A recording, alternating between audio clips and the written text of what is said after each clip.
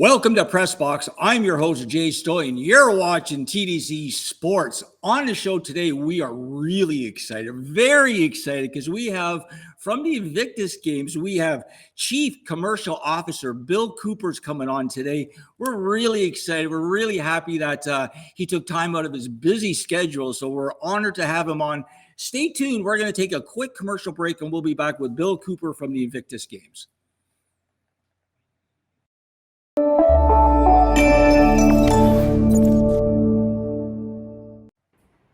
Welcome to the show, Bill. Thanks, Jay. Great to be here. This is great. We're really excited. We really appreciate you taking the time out of your busy schedule because we know you are one busy guy. So again, we have on Chief Commercial Officer Bill Cooper from the Invictus Games 225 out in BC. So Bill, what I'm going to do is just hand over the baton to you. Let's start from the finish, but then we'll sort of accelerate it into where we are today. So tell us your connection to the games and what's going on today, let's say. Well, what's going on today is we're in build mode. You know, it's a startup operation, so we're building the organizing committee that's mandated to stage the games. And we're hugely fortunate that we have partners to work with who have been supporting this community for decades. And they are the backbone of where our legacy goes and what the games ultimately result in. But our mandate as an organizing committee is just to stage a world-class edition of the games. And so we're in hiring mode. We're in install mode. You know, we're setting up the office and putting up banners and making sure we have Wi-Fi and all those kind of things. We're currently about 22 staff members. And by the time of games time, we should grow to around about 150 to 170 in that range, give you a sense of the scope and scale. So we're in very much in startup mode. And I take it, obviously, you're in BC, right? Obviously, just so we're in BC. Yeah. Our games are in Vancouver and Whistler. And one of our unique attributes is we're the first ever winter edition of the Invictus games. Actually, I saw that. Yeah, I saw that. That's really good. So maybe I'm going to jump in, tell people in general in Canada, because I'm sure a lot of people, they know about the games, but they don't know in detail what the games provide and the inspiration that they're all about. So give us a little overview tagline of the games, and then we'll get into more questions. Yeah, absolutely. So, full disclosure, I'm relatively new to the family. I was working on the bid project for roughly a year. So my journey so far has been a little less than 2 years. So take my description with that disclaimer. But the games are all about healing through sport. They're about humans healing through sport. And those humans are ill and injured service members and veterans. And they get given the opportunity to participate in the games because those around them, those are helping them recover from their illness or injury, have identified the opportunity of the games, participating in the games, as potentially being hugely powerful to their recovery journey. And that's how the competitor in question is selected to represent their country in the Invictus Games. The Invictus Games attempt to be every 2 years. I say attempt because COVID threw a spanner in that, and it's been a little bit discombobulated, the schedule, but we're trying to fall back into a pattern of every 2 years. So this year's games are actually in Düsseldorf, Germany, very soon. They're in September, first week of September. So Team Canada, as well as the other 24 Invictus nations, are all preparing to partake in those games in September as we speak. And each one of the athletes, after they're selected, are entitled to bring 2 members of either their friends or family who are important members of their healing journey and healing team. And so the Invictus Games, of the many things I love about it and am inspired by, is they put as much emphasis in many ways on the friends and family as they do the competitor, because it's very heavily recognized that the friends and family are twofold, both dealing with an injury of their own, emotional, watching their loved one go through the recovery they are, but they're also an intrinsic part of the healing team. And so they're an incredibly important member. So our mandate as an organizing committee is to think about the arrival of both the competitors, their coaches, and their friends and family as a complete sort of population that we need to steward and take care of and give an amazing experience to them all collectively.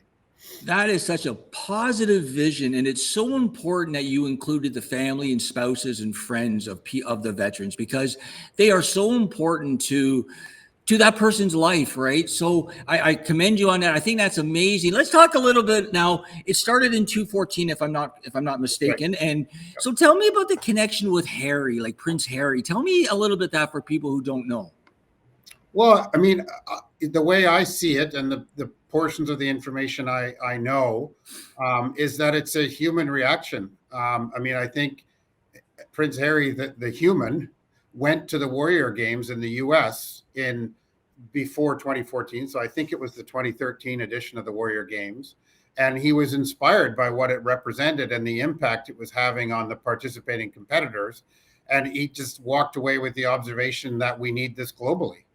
And so he went home to London. And fortunately, at that time, London, well, it's always populated with talented people, Yep. but the recency of having hosted the Olympic and Paralympic Games in 2012 and all the sort of, motivated and intelligent people that came out of that project, or some of them, banded together with Harry to deliver on this vision of taking what the Warrior Games represented and to do it globally. And that manifested in the first edition of the Invictus Games in London in 2014. And everything that sort of governs us now is a positive legacy of that first edition of the games. This is great. Like, I know the channel was involved back in 2017, just as covering it because it was here in Toronto, right? So it was here in Toronto, and we went out and covered the games, and we were totally inspired by what I like is the kindness mixed in with the toughness.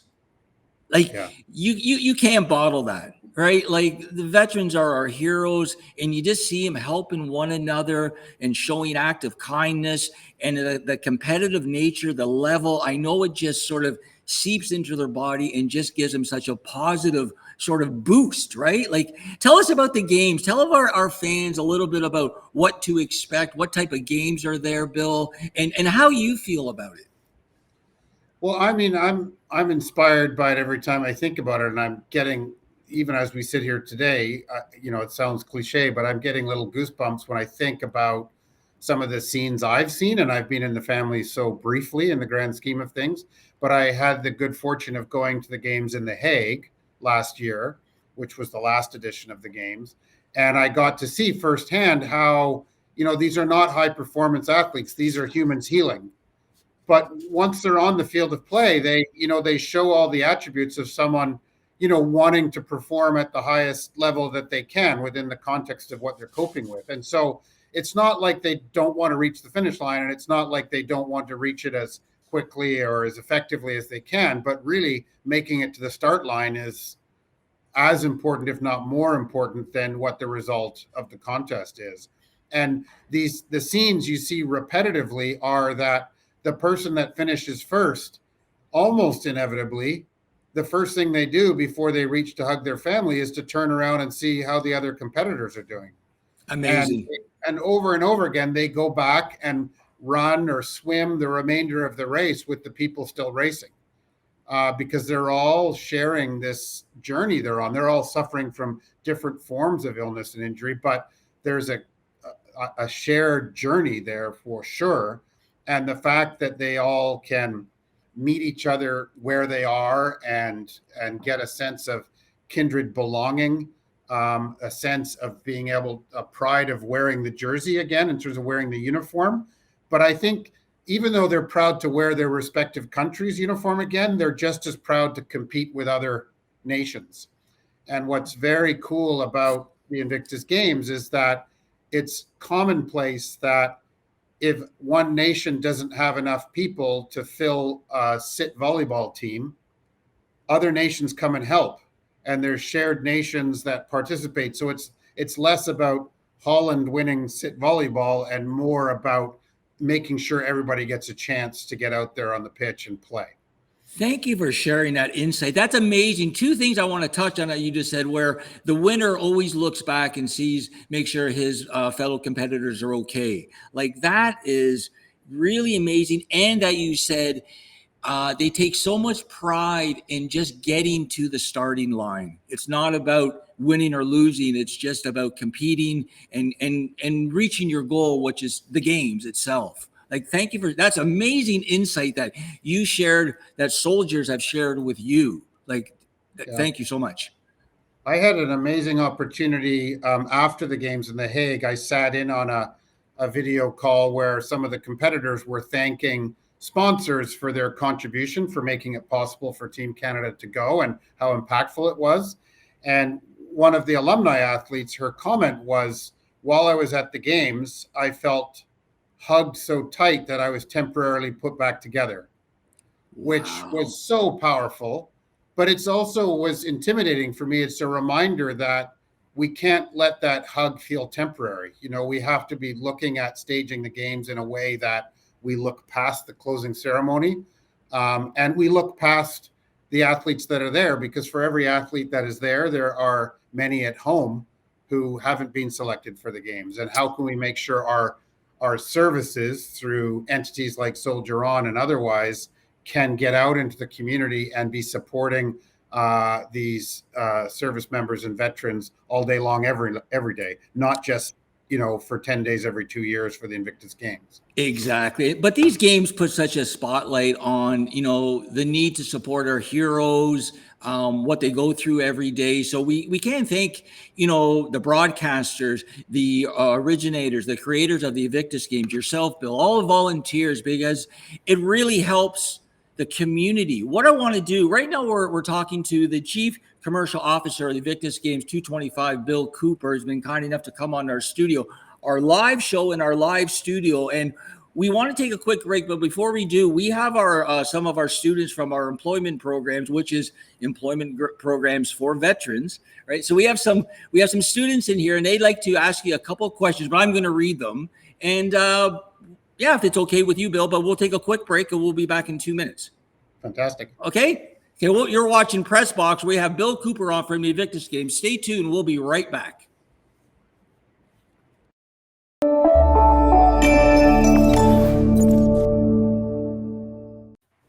Welcome back to the show. On the show today, we have from Invictus Games 225, we have Chief Commercial Officer Bill Cooper on the show today. So, Bill, thank you so much for sharing your insight, the current status and developments of the games. And we also want to ask you later on how people can get involved, because I bet you there's 40 million Canadians that would love to be involved. So before we do that, let's ask a couple of questions from our studio audience members. Now, we have one question here. This is a really good one. What sport would you like to see added to the games, Bill? What sport would I like to see added? Oh, that's a tough one. I mean, one of the tough parts with any of these projects is the fact that you have to sort of draw a perimeter around what you're doing. Yeah. And so because we're introducing winter sports, we are having to take away some traditional sports from our games. And so we will not have athletics in the Vancouver Whistler Games. So what is one of the winter games that you like to touch on? Like, give us a winter game that you think people would enjoy a lot. Well, we are bringing into the family wheelchair curling, downhill skiing, snowboard, Nordic skiing, biathlon, and skeleton. That's a lot. Yeah. So, I mean, they all have their attributes, and they're going to bring a fantastic layer to the games. But I think in answer to the person asking the question, I think if I have a sense of, I don't know, guilt or there's an in and an out. Yeah. You know, what do I regret in adding winter is the absence of athletics, because the scenes I saw in The Hague around athletics of people there, because there's so many different disciplines you can do in athletics, from different distances of running and wheeling and throwing sports, all these, there's so much variety in there, which is fantastic. I see in the chat someone asked, what is skeleton? Skeleton is sliding on the sliding track, which is a legacy from the 2010 Olympic and Paralympic Games. And skeleton is the head first version. So okay. Where you go down head first. And I think there's another one there too. Yeah. Yeah. So I think the skeleton has been added for a few reasons, but one of it is I think the journey down the skeleton track is emblematic of the courage that's required for recovery. Okay. And so I think the addition of skeleton is less about turning ill and injured service members into future competitive skeleton athletes, and it's more about contributing to their journey of healing. And that's, I think, when we think about adding sports, we have to think about that, because I noticed somebody has put in there hockey would be great.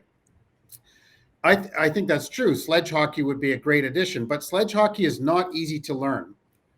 And that's a great segue to a little interesting fact about the Invictus Games. Many of our competitors have not competed in the sports that they're in the Invictus Games before. So we have to be careful that we're adding sports that can be safe, enjoyable, contribute to your healing journey, that are a positive impact on why you're there. So in the case of alpine skiing, as an example, our alpine skiing in the Vancouver Whistler Games will actually cover multiple days, but there will only be one day of racing. And what will happen for the first few days is helping people get used to snow, helping people get used to a sit ski or an adaptive ski, or get to know their guide if they're visually impaired, all the different things that happen in adaptive skiing. They'll go through that learning process for the first couple of training days before they try our course and are, competing, as it were. That's That's great, Bill. Like you're giving us information that, they're very small details, but so important details that people just don't think of. I want to ask you a question for myself, since I'm a pet lover. Is there any involvement in the games and dogs there? Is there going to be any sort of interaction?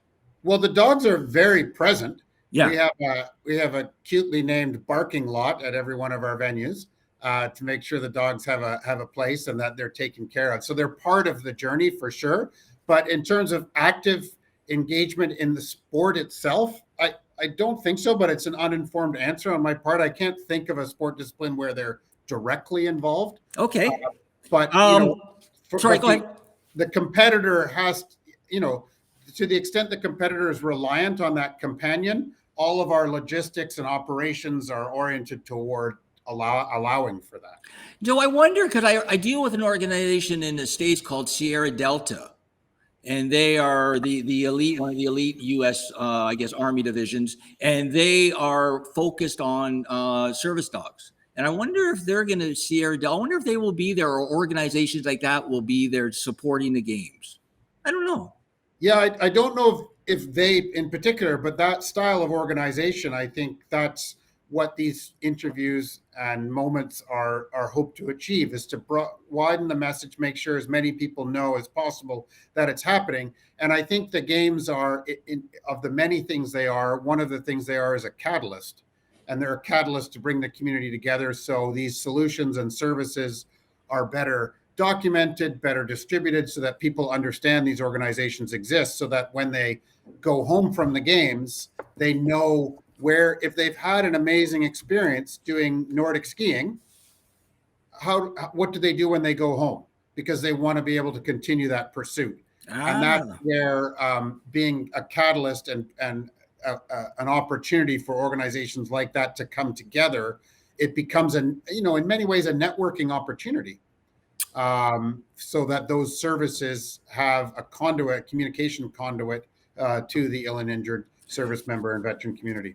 That's great. But I just have a couple more questions, and we're going to probably let you go because we know you're a very busy guy. Can you tell us how many competitors are going to be involved in the games? Sure. It's capped at 550. And we estimate for our games, we will have 25 participating nations. Wow. Okay. And so the team sizes vary a bit depending on the country and the level, the amount of injury they have in that country, and the amount of resource they have to support, et cetera. So it can vary a bit. But we have Team Canada going to Düsseldorf this September is 31 strong. Nice. And because we are hosting the games in 25, we're allowed to have a little bit bigger team. So we anticipate having a Team Canada of 60 strong in 25. Wow, that's great. I do want to ask you, because we are the Disability Channel and your involvement with disabled people and accessibility. So can you share a little bit about how I guess, convenient, how easy it's going to be able to get around, because obviously all the soldiers are also a lot more disabled too. So they're going to have very easable, access. So can you tell us a little bit about your thought process on that one? Well, we're working on that as we speak, and we're trying to, when we do our venue visits and our plans and select our hotels and things like that, that is top of mind. And in order to make sure we're doing it as intelligently as possible and sustainably as possible, we're working with existing partners. So the Rick Hansen Foundation is helping us audit our venues and audit things so they can help us identify with the wisdom they have from past work. So we're doing both those things. We're trying to be intentional about our planning, and we're trying to be sustainable and leaning on the wisdom that's already in the market as opposed to learning from scratch. And so we're doing a few of those things. And also, as we hire, we're trying to make sure we populate with people knowledgeable in the space. So a few of the first hires we made are two people that are very, very experienced in adaptive sport. One of them is a woman who ran Whistler Adaptive Sport for the last 15 years, and another has been a longtime coach for the Team UK and other teams that have participated in the Invictus Games. And they're helping us advise us on decisions around sport, transport, and other things, quiet rooms, height of the table at concession stands, all these things that you need to be mindful of. They're bringing those eyes and ears to make sure we make smart decisions. Well, you can't get a better guy than Rick Hansen. I mean, Rick is great. He's such a nice guy. He's been so supportive of our channel. I actually interviewed him here right at Nathan Phillips Square during the opening ceremonies of 217, and he was so generous with his time, so kind. So you can't team up with a better organization than Rick. Now, one more question, and I will let you go, Bill. If people want to find out more about the Invictus Games, if they want to volunteer, if they want to tangibly support, where could they go? How could they get involved? Well, we do have a website. Okay. It's not hugely elaborate yet. It will grow over time, but we do have a website. So, you can search Invictus Games 2025 and you'll find your way to us. And we do have some early registration capacity there, so you can sign on for more information. We anticipate that by our milestones like Dusseldorf this September, and then our 1-year countdown next February, at those milestones will grow in more and more sophistication, and things like volunteer registration, signing up for ticketing programs, and even merchandise and licensing, so that A, you can wear the brand with pride, but B, you can contribute to the ill and injured service members, because all of our programs, whether it be ticketing or merchandise or sponsorship, a sizable portion of that will go straight into the legacy of supporting ill and injured. And so all of those programs are designed to allow the consumer to participate. And so the starting place is, the website, and go from there. Can you give us the website, Bill? Can you give us, do you have the web, like www.invictusgames.ca, or is that what it is? Or Invictus Games 2025. 2025.ca. That's great. Yeah. So we're going to be sending people there. And if we can be of any help to you guys, support, we would love to help you guys. And I think you're doing a wonderful thing let's face it, they're our heroes, right? They deserve all the help they can get. They do. They are our heroes, and they've served, and they're struggling, and this is our opportunity to help them. And I think we can take learning from that, because frankly, we're all struggling. It's been a tough few years, and to take the time for us all to heal and to help others heal is an amazing milestone for us. Well, that's great, Bill. Again, I wish you all the best with the games. Thank you for bringing them to Canada. I think it's great for Canadians and people around the world, especially our veterans. Again, if we can be any of help, you just let us know. I really want to thank you. Remember, check out www.invictusgames225.ca or give Bill a call. I'm sure he will love to talk to you. Thanks, Bill. We really appreciate you being on today. Thank you. Okay, thank you. So what we're going to do, we're going to take a quick break, and I'm going to come back and wrap the show. Thanks again, Bill. Bye-bye.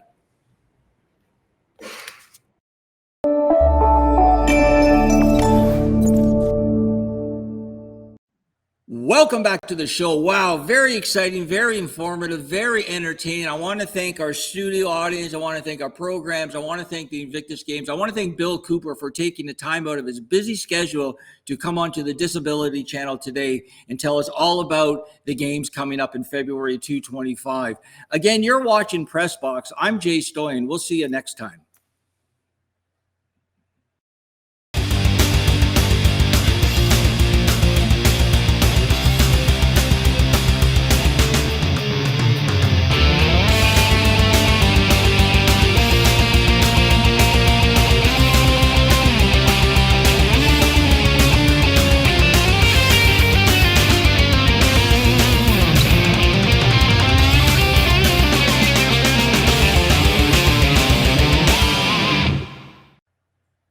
Okay.